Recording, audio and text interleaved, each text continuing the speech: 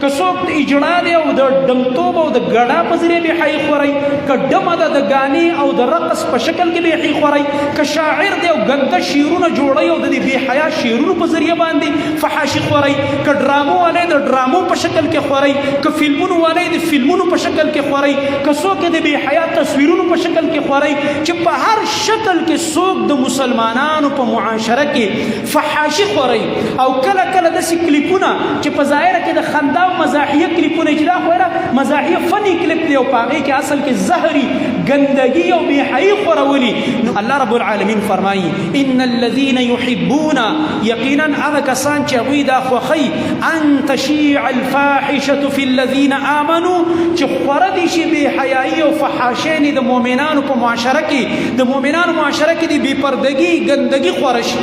څوک چې د مؤمنانو په معاشره کې فحاشي خورول خوښوي لهم عذاب علیم فی الدنیا والآخره، د دې لپاره عذاب دردناک دی. الله به پې داسې عذابونه راولي چې الله به دوی دردوي، د دوی دا زړونه به دردوي، د دوی دا زړونه به پریشانوي، هم په دنیا کې او هم په آخرت کې. دا نن چې موږ کله د یو عذاب خبرې اورو، کله د بل عذاب، یو لا ختم شوی نه بل په سر راغلی، بل ختم شوی نه بل عذاب په سر راغلی. الله رب العالمین دا دمکې موږ له راکړی چې دې خلکو دپاره دردناک عذاب دی په دنیا کې هم او په آخرت کې. یوازې آخرت ته الله نه ساتي، دنیا کې هم عذاب الله درکړي، دنیا کې هم داسې خلک الله ذلیله کړي. ډېر هغه خلک تاسو وګورئ، دا زما ستا لپاره یو عبرت دي چې ټول عمر یې ولې ځواني که نه، زنانه ده، ځوانه ده، جینۍ ده، فلمونو کې کار کوي، 300 خلک دې مخکې رسو تاویږي، خو چې کله اخري وخت راشي انټرویو یې مو کتلي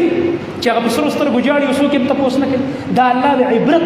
نمونه وګرځوي اخره کې، داسې عذاب پې مسلط شي چې کم ټایم د دې د خدمت ضرورت وي، الله رب العالمین ته د ټولې معاشرې نفرت پیدا کړي. الله یې د عبرت نمونه وګرځوي. ډېر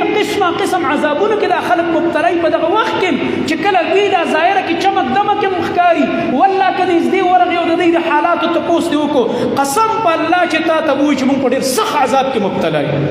ذاتي نجي زندگی د دوی ډېره ګندۍ، ډېره سخته د تکلیف نه ډکوي، خو په ظاهره کې د فلم او ډرامې دپاره هغه شوشا جوړه کړي او په ډرامه کې هسې خاندي را خاندي.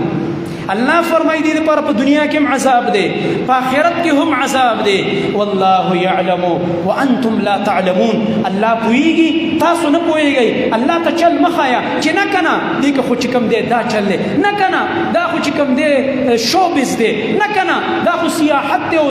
تفریح طبعه ده، هسې سړی طبیعت خوشحالۍ دې دپاره، او دا خو چې دی دا دی او دا خو چې دی دا دی. دا ډرامې مه کوه. الله فرمایي زه پوهیږم ته نه پوهیږې، زه درته وایم انسانه ای زما بنده چې دا د عذاب کارونه دي چې دا کوې، د الله عذاب ته دعوت مه ورکوه، د الله رب العالمین په عذاب ځان مه ککړوه.